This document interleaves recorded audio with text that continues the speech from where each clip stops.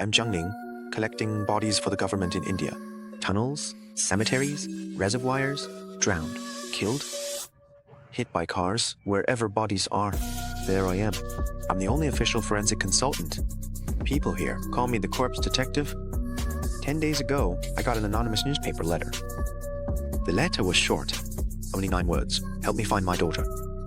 Sender included over 70,000 cash as payment. I counted it. Total was 78,637, but the only clue was a girl's photo. I told my apprentice to file the letter and photo immediately. I collect 7 or 8 bodies daily. In homicide cases, I do autopsies, very tired. For the money, I plan to return it later, then give it back. But I never expected I'd meet the sender that way. That day, light rain outside. Sing from traffic police called. Said half an hour ago, bad accident on Seaside Avenue.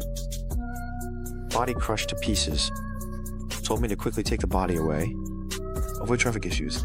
After Singh confirmed traffic accident, I relaxed. In India, if not homicide, autopsy usually not done. Half an hour later, I arrived with my apprentice, Mi Li, asking for details. Based on crash site evidence, I drew a search area. Had Mi Li lead 3 officers to find victims' body parts. Driver fled the scene. Oddly, he took victim's car. Police now pursuing. Victim thrown from car. Found during rush hour. Body ran over, unrecognizable, blood smeared everywhere. Within an hour, parts collected. Arms, legs, head. Dorsal baggage separately. Rain continued, joined Singh's car. We chatted. Mealy ran to me in raincoat. She knocked urgently, holding something inside coat. Showed me a crumpled slip. I took the blood-stained paper, unfolded it carefully. Bank slip, with your name unreadable. Date blurred, withdrawn 10 days prior. Confused at first, rechecked amount. 78,637 yuan, balance 0. Exchanged look with Mi Li Li, approached the body bag. I just waved off Singh's curiosity. Said it was nothing. Only Miri Li and I knew this victim was badly crushed. He sent me an anonymous letter 10 days ago. My instincts told me this wasn't an accident, likely murder. But I won't interfere. Sent the body straight to HQ. This city has murky waters. Who knows who he angered? Don't want to cause trouble. Get myself in trouble. I thought it ended there. But the next morning, Singh called. The body bag and belongings vanished. I had the bodies. Losing one is a big deal. Means it's fines. I wasn't going to deal with it. But now I'll dig 3 feet underground. I'll damn well find him. Security saw nothing. Body vanished. Should have done the autopsy yesterday. Thief tampered with cameras. The body must be important. I told Singh, send victim's ID. Job, address, contacts. Send him that girl's photo too. Told him to investigate. After hanging up, I got the letter and photo. Girl in photo was about 15. So young. That blood-soaked withdrawal slip flashed in my mind. I felt mixed feelings.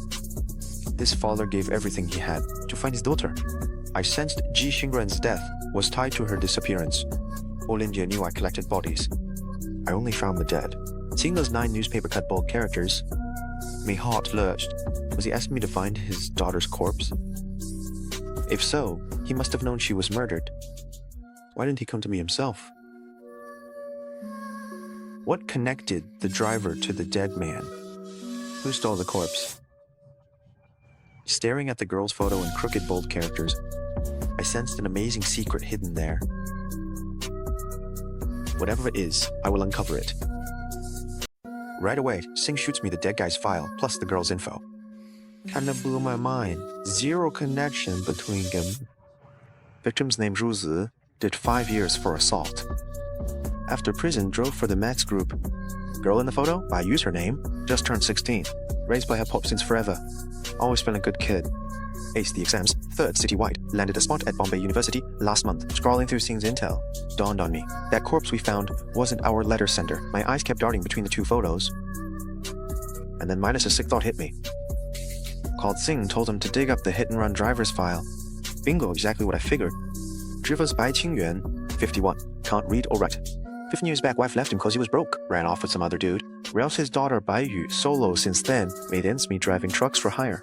Damn ATMs that threw us off track last night. Bai Qingyuan's our guy, the one who sent that letter 10 days back. Dude liquidated everything hunting for his kid. So why'd he ram some random guy? Why'd Zuzi's body vanish into thin air? Then why'd Bai hop into Zuzi's car to bolt? Why'd Zuzi's body vanish into thin air? And why'd Bai run off in Zuzi's car? All these clues totally tangled up. Everything's in a total mess. To untangle this knot, I need to see Bai Qingyuan. But when I got to the hospital, I heard he was already dead. Meanwhile, Sing calls me saying, Bonpa University staff and classmates all claim they got her travel text 10 days ago. No way a sweet, responsible girl from a broke family would sneak off abroad without telling anyone. I had Vanna from forensics track Bai Yu's phone and check last night's morgue footage too. See if someone was messing with things. Also, gotta get answers from the dead guy. Cut Bai Qingyuan open. Cause dead bodies don't lie. Bingo. The second I sliced his belly open, found weird orange tar-like gunk in his stomach. Digging deeper into the autopsy, my scalpel cut through the large intestine, and a tiny pink USB drive slips out. I got someone to rush a laptop to the autopsy room pronto, then popped in the USB drive. There was an untitled folder created 3 days ago. Inside were 2 20 MB audio files and a photo. I clicked open that pic first. All I saw was some barren patch of land, nothing else. But I sorta had a hunch what this photo was really about. I clicked the first audio file next. 5 seconds in, this middle-aged guy's voice comes through. Both audio clips played out. All the puzzle pieces finally clicked into place. Meanwhile, Mealy rushed over too. He brought me 2 pieces of intel. Bai Yu's phone was currently pinging in India. The surveillance hard drive got remotely wiped by hackers. Deep down inside, my gut feeling was confirmed. I replayed both audio tracks. Bai Qingyuan's voice washed over everyone in the room again. Yo, officers, Bai Qingyuan here.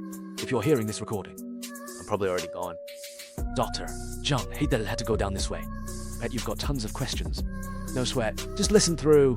Everything will make sense after this.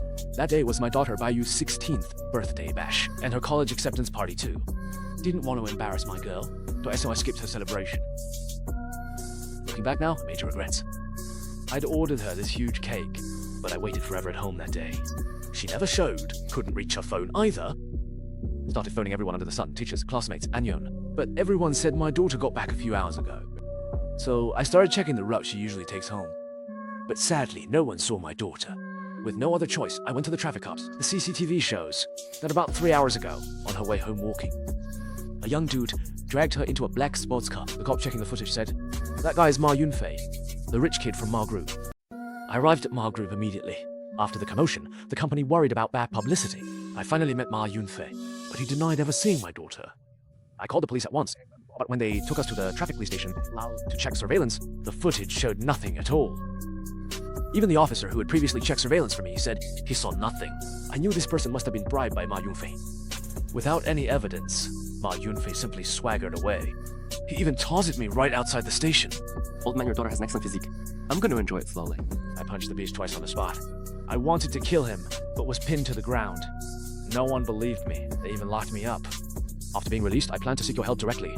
Forensic Dr. Jiang, I believe you can help me find my daughter. But ever since returning from the traffic police station that day, Dademo Ma Yunfei actually sent me numerous bed photos of my daughter. In the photos, he treated her like livestock while tormenting her. Even more infuriatingly, he boasted that calling the police would be useless because he had money to make all evidence disappear instantly. After tiring of her, he would get rid of my daughter and bury her where the police will never find. Yunfei's words that day woke me up. He still fears leaving damning evidence in others' hands, so I decided to exploit this weakness, extract some valuable information from him. But I can't guarantee I can manage it alone. So yesterday, I pieced together this anonymous letter from newspaper clippings. It contains my daughter's photo and all my savings. I hope you, forensic investigator Jiang, can help me find my daughter, even if it's just her body. I've already decided what to do. Hopefully that bastard Ma Yunfei would take the bait. Everyone inside held a heavy silence. A moment later, I played another audio file. Bai Qingyuan's voice sounded again. Officers, I did it. Ma Yunfei has bitten the bait. Last night, Ma Yunfei texted me a photo of my daughter's dead body. He put a plastic bag over my daughter's head. She was smothered to death. He boasted they'd bury my girl with other girls somewhere. No one would ever think to look. I knew I couldn't take my Yunfei down myself.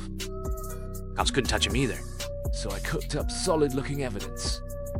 This USB drive you're seeing right here. Late last night, I snapped a pic of the drive and sent it to Ma Yunfei. Fed him a story that it had my daughter's deathbed video message.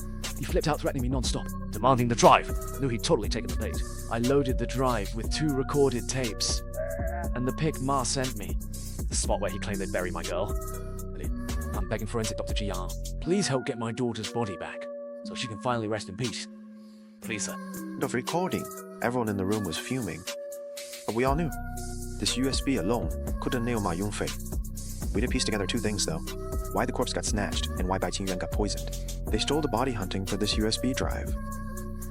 But they had no clue the body was Zhu Ci's. Bai Qingyuan poisoned himself because he knew that once he kicked the bucket, they'd probably cut him open for autopsy. That way we'd find this flash drive. After tech team scanned through tens of thousands of photos, we finally pinpointed that Big Lot's location. But the case hit a dead end. That land belongs to Mashi Corporation, with just 2 unverifiable audio clips. We couldn't exactly dig up a Ma Corp property for evidence. Plus, Ma Corp's got deep ties with higher-ups at customs. We had to get creative. After tailing him for days, I've got Ma Yunfei figured out. Ma Yunfei, 25 years old, spoiled brat son of Ma Corp's chairman, Ma Tai. Dad was never around growing up, so the kid seriously messed up in the head. Almost went down for multiple rape, but he dosed on his little sissy Ma Dongmei. So I'm gonna use Ma Dongmei to play him. So lazy, maybe? But right now if we want to find proof, this is the only play. 1 week later, inside the director's office, Yunfei Ma slams the table. Find my sister Dongmei Ma within 24 hours. After Ma Tai scolds him to calm down, he lowers his tone with the director. Whatever it takes, help me find her daughter. Cost doesn't matter. Right then, my phone rings. I answer and intentionally hit speaker. Milli's voice comes through. The suspect admitted killing Dongmei Ma during questioning. The body's buried in some wasteland. Millie texts the map pin. Yunfei stares at the location. He looks totally shaken. An hour later, we drive to the barren field. This is the spot forensics matched after reviewing thousands of photos. Millie and multiple detectives are already waiting. Police tape cordons off the area. Ma Tai immediately called his excavation crew. As digging starts, Yunfei rushes the excavator, desperately blocking them from digging. Ma Tai stays silent, suspicion flashing in his eyes. My gut drops. Ma Tai knows his son too well. Yunfei stopping the dig means he's hiding something dirty. I quickly signal Millie.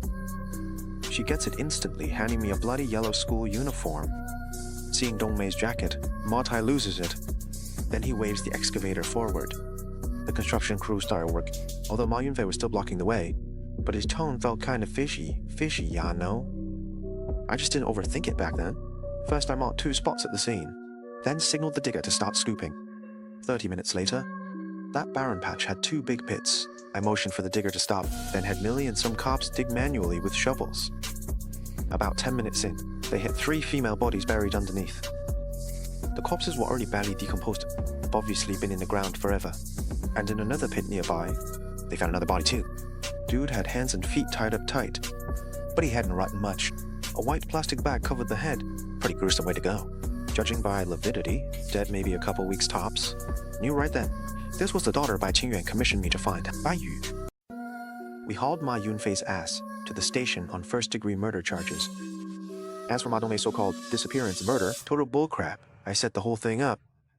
Later, I had a buddy from the streets cut her loose. When Old Man Mei saw his daughter was unharmed, he backed off, but kept leaning on us with his connections. Demanding we clear his son Yunfei's name ASAP. During Yunfei's interrogation, this dude straight up denied everything. He kept yapping about being innocent, and swore he didn't know Bai Qingyuan, Bai Yu, Zhu Ci, or the 3 other victims at all. 10 days later, DNA results came back. Mind-blowing twist, evidence from the girls' bodies and semen stains from Bai Yu didn't match Yunfei's DNA, meaning dude was clean. Then I remembered Bai Qingyuan's recording. He's rich, makes evidence vanish like magic. Wana would never fake test results. Only explanation, Yunfei destroyed evidence before attacking those girls. Boom, same day results dropped. Some middle-aged dude waltzed in confessing. Said hey, he killed Bai Yu and the 3 girls, and swiped the body too. His DNA matched all 4 victims perfectly. Later, following his tip, we dug up Zuzi's corpse. We all knew Yunfei was the real puppet master. The confessor was just his fall guy. But we were screwed, had to watch that demon strut out of the station scot-free. 1 month later, out of nowhere, I got this video call from a spoof number. When I picked up, some kid in a clown getup pops on screen. Guy used a voice changer, totally unrecognizable, but I knew right away, my Yunfei. Dude actually complimented me for using my sis to set up the scheme to find the corpse. Crafty move, he says. Wanted to play another game. Then he pans to this chick knocked out cold on the floor. Gave me a 7-hour window to track her down. Or she gets snuffed out, slow and painful. I was trying to stall for time, while texting Millet to scope out Mara Yunfei's spot. But next thing, a familiar text alert pinged from the vid. My eyes bugged out. A bad vibe hit me hard. My Yunfei was cackling like a maniac in the clip, bragging he'd bagged a killer sidekick. Right then, he swung the cam off to one side, and bam, Millet's mug popped up on screen. I couldn't believe my peepers, shouting at Millet, "What the heck is this?" Millet just stared down silent, while Ma Yunfei butted in screaming, "Nah, cash rules." Out of nowhere, Ma Yunfei's voice cut off. The screen went all jittery. Then a blood-curdling howl ripped through. A sec later, blood was gushing everywhere on the floor.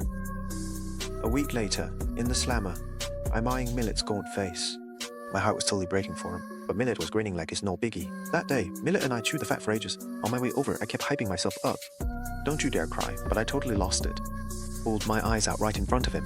Millet was trying to cheer me up non-stop, but then she started bawling too. I knew he was freaked out. Hell, he's just a kid. She was only 21 back then. Cause after Matai heard her boy got his throat slit, she lawyered up with a Top Gun.